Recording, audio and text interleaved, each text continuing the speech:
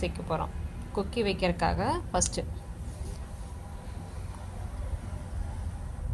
நீங்கள் மிஷினில் துணி போட்டு பாருங்கள். துணியை போட்டு உங்களுக்கு லெஃப்ட் சைடில் இருக்கிற சைடு தான் மேலே கொக்கி வைக்கணும். கொக்கி வைக்கிறதுக்கு மேலே தான் ஃபஸ்ட்டு வச்சு அடிக்கணும். அடிச்சுட்டு அதுக்கு மேலே ஒரு படிமான தையல் போடணும். அதை ரெண்டாக மடித்து பாருங்கள் எப்படி மடித்து அடிக்கிறேன்னு.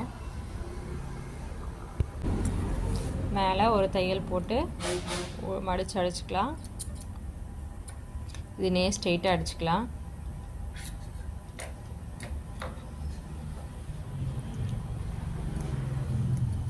அவ்வளோதான், கொக்கி வைக்கிற பட்டி முடிஞ்சது.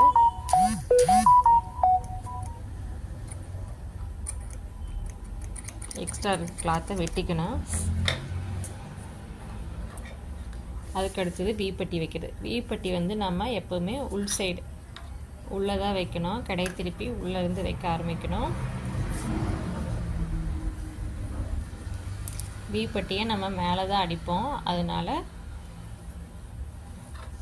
உள்ளே தான் ஃபஸ்ட்டு வச்சு அடிக்கணும்.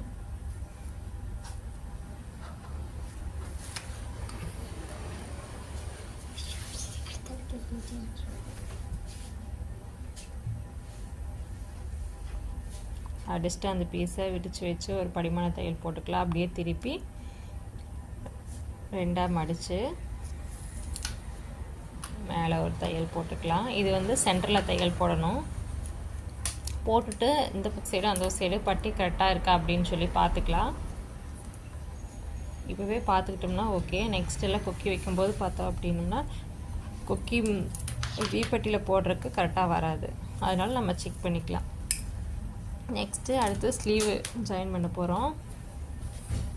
ஸ்லீவ் ஜாயின் பண்ணுறதுக்கு முன்னாடி நம்ம ஆல்ரெடி கட் பண்ணும்போதே டாட் போட்டு வச்சுருப்போம். அந்த டாட்டும் ஃப்ரண்ட் சைடும் ஒரே மாதிரி இருக்கான்னு செக் பண்ணிக்கலாம்.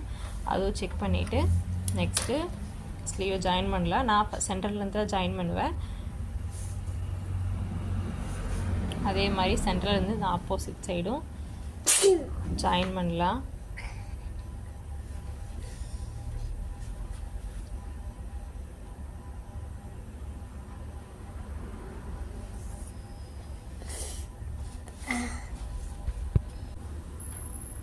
அவ்வளோதான், ரெண்டு சைடு அடித்தாச்சு. இப்போ ஃபஸ்ட்லேருந்து ஸ்லீவ் எண்ட்லேருந்து ஒரு தையல் தையலாக ஓட்டிடலாம்.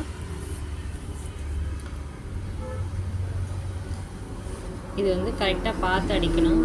ஏன்னா கீழே இருக்கிற பீஸ் வந்து மடிஞ்சிரும். அதனால் நல்லா துணி விரிச்சுட்டு அடிங்க. அவ்வளோதான், ஒரு சைடு ஸ்லீவ் ஸ்டிச் பண்ணியாச்சு.